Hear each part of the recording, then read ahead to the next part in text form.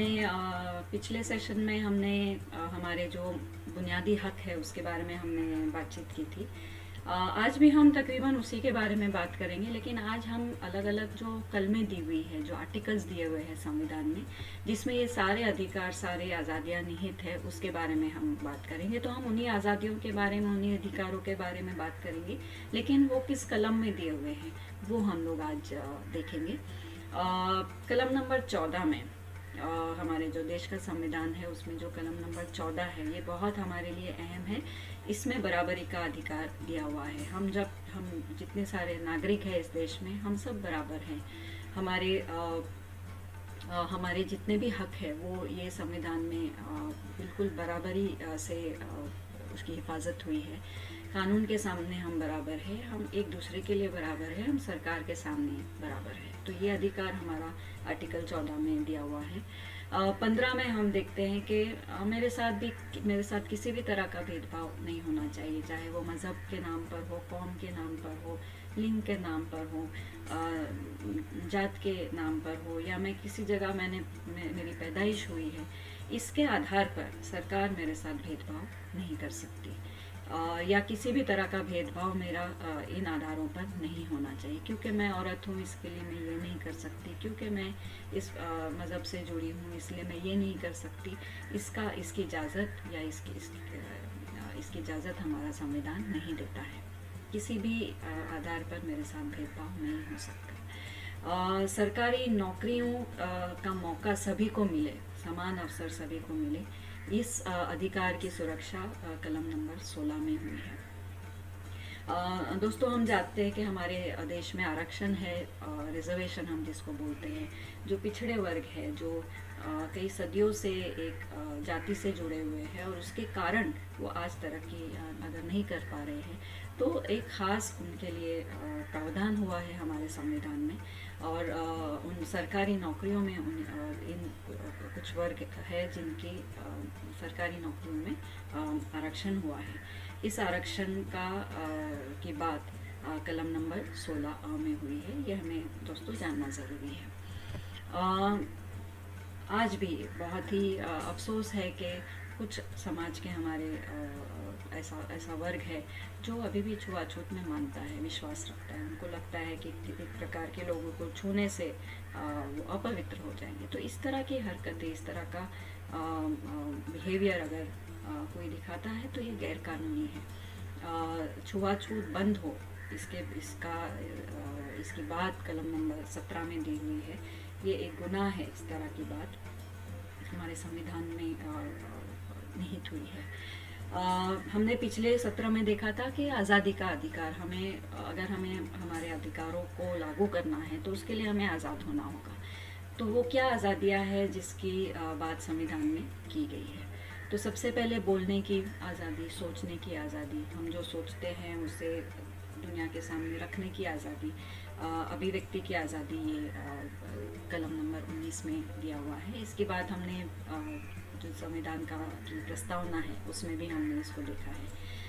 बिना औजार के जमा होना, अगर मेरी कुछ शिकायतें हैं, अगर मेरी कोई डिमांड है, तो अपनी तरह सोचने वाले लोगों के साथ मिलकर मैं जमाव कर सकती हूँ, संगठन तैयार कर सकती हूँ, ग्रुप बना सकती हूँ और अपने अधिकारों की मैं मांग कर सकती हूँ।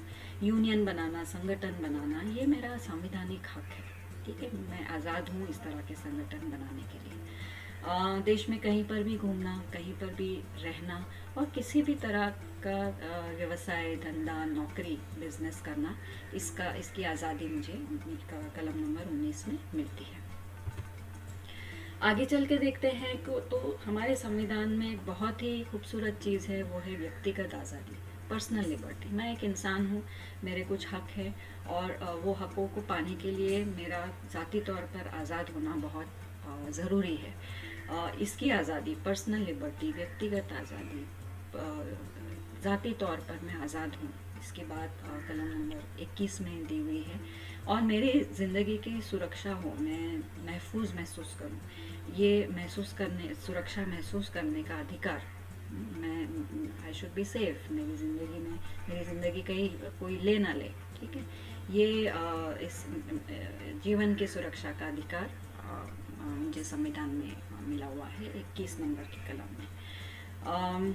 जुल्म के खिलाफ आवाज़ उठाने का अधिकार। अगर मेरे साथ जुल्म हो रहा है, चाहे ज़ाती तौर पर हो रहा हो, चाहे मैं किसी एक कौम से जुड़ी हूँ इसलिए हो रहा है, या मैं किसी एक जाति से जुड़ी हूँ इसलिए हो रहा है, या व्यक्तिगत स्तर पर भी अगर मेरे साथ जुल्म हो रहा है, तो कलम नंबर 23 और 24 में ये बहुत ही स्पष्ट तरीके से लिखा है कि इस जुल्म के खिलाफ आवाज़ उठाने का अधिकार भी मुझे संविधान से मिलता है।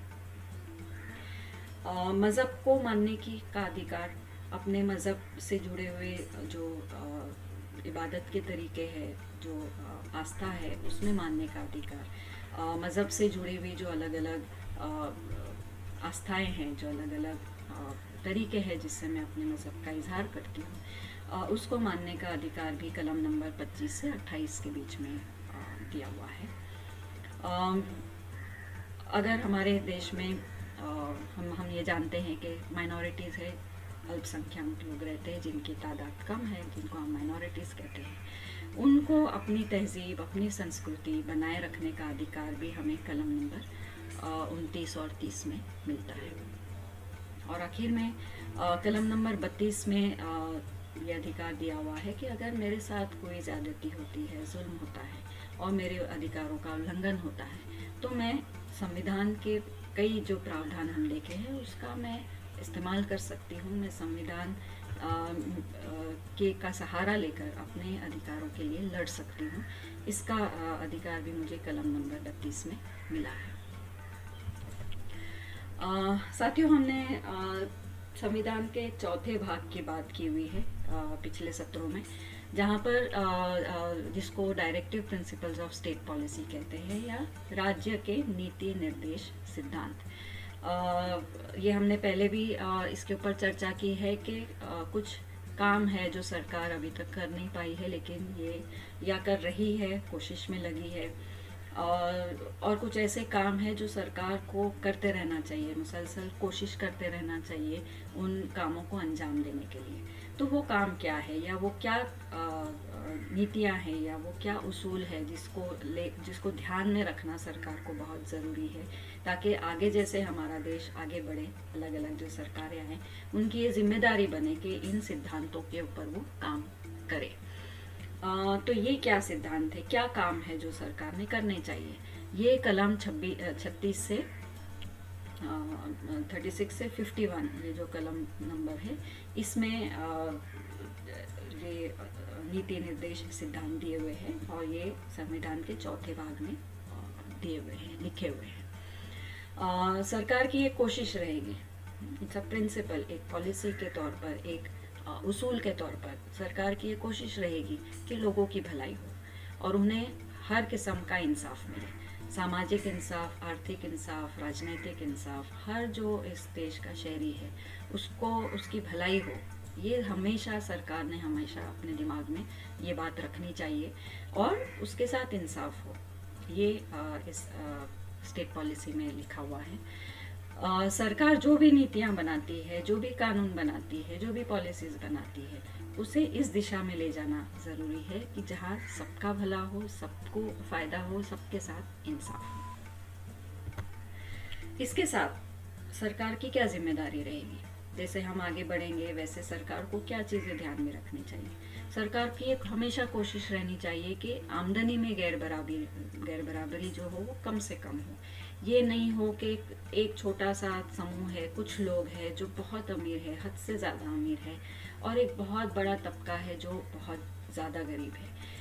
बहुत अमीर और बहुत गरीब के बीच का जो फासला है वो कम से कम होना चाहिए, और इसकी कोशिश हमेशा सरकार करते रहनी चाहिए। इसे हमेशा ध्यान में रखना चाहिए कि ऐसी कोई नीतियाँ ना बनाए जिससे ये जो बहुत अमीर और बहुत गरीब का जो गैप है वो और बढ़ता जाए।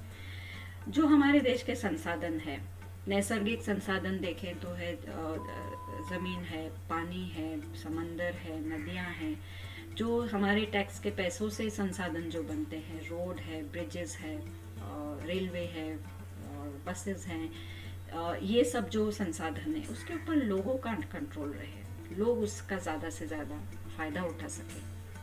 और जो संसाधन है, जो पैसे है, जो टैक्स जमा होता है, जो कुछ भी ये देश उत्पन्न करता है उसका बराबरी के साथ बांटा जाए पूरे देश के लोगों नागरिकों के बीच में, लोगों के बीच में, ये सरकार को हमेशा ध्यान में रखना चाहिए। ठीक उसी तरह जो हमारा आर्थिक सिस्टम है, जिस तरह से हम ये देश को चला रहे हैं, उसमें ज़्यादा से ज़्यादा लोगों के पास दौलत बनाने के ज़रिए मुहैया हो। कुछ गिने चुने लोगों के हाथ में ही ये दौलत बनाने के ज़रिए हो, ऐसा नहीं होना चाहिए। ज़्यादा से ज़्यादा लोगों के पास ऐसे मौके मिले, ऐसे उनके पास संसाधन हो कि वो खुद अपना पैसा बना सके। ज़्यादा से ज़्यादा लोग अगर जितना आर्थिक रूप से मजबूत होंगे उतना ही देश भी मजबूत होगा। कुछ लोग हम में से हैं जो काम करते हैं, जो नौकरी करते हैं, कारखानों में जाते हैं, ऑफिसों में जाते हैं, वहाँ उन्हें अच्छा वेतन मिले, ऐसा वेतन मिले जिससे उनकी ज़िंदगी खुशहाल तरीके से वो बिता सके। काम करने की जगह पर इंसाफ हो, काम करने की जगह पर हिफाजत हो, मैनेजमेंट के साथ उनकी अच्छी भागीदारी हो, ताकि जो भी फैसले मैनेजमेंट करे वो सब लोगों को साथ में लेकर करे और सभी लोगों का उसमें सहभाग हो, उसमें उनकी भागीदारी हो। और आखिर में जिसके बारे में हम कई दशकों से बात करते आए हैं, सरकार का ये जिम्मेदारी रहेगी कि एक समान नागरिक कायदा इस देश को मिले। आज हमारे देश में अलग अलग लोग अलग अलग पारिवारिक कानून मानते हैं, तो सरकार की ये कोशिश हो कि ये अलग अलग पारिवारिक कानून ना रहे और एक ऐसा पारिवारिक कानून बने जो पूरे देश पर लागू हो। ये हमारे नीति निर्देश सिद्धांत में दिया हुआ है। और साथियों, ये जो नीति निर्देश सिद्धांत है, अगर ये सरकार इस पर काम नहीं करती तो आप सरकार को कोर्ट में घसीट नहीं सकते हो, लेकिन सरकार को ये हमेशा ध्यान में रखना होगा कि जैसे हम आगे बढ़े वैसे इन मुद्दों के ऊपर काम हो। तो बहुत बहुत शुक्रिया दोस्तों, आज हम लोगों ने हमारे जो बुनियादी हक है उसके बारे में और थोड़ी सी गहराई में चर्चा की है। आपसे यही कहूँगी कि आप इन कलमों को पढ़ें, उनको समझें और अपनी ज़िंदगी में, अपनी सामाजिक और व्यक्तिगत ज़िंदगी में, पर्सनल ज़िंदगी में भी इसको लागू करने की कोशिश करें। सब्सक्राइब कीजिए मेरा चैनल और अपने कमेंट्स और सजेशंस, आपकी जो भी सुझाव है वो ज़रूर लिखें। बहुत बहुत शुक्रिया।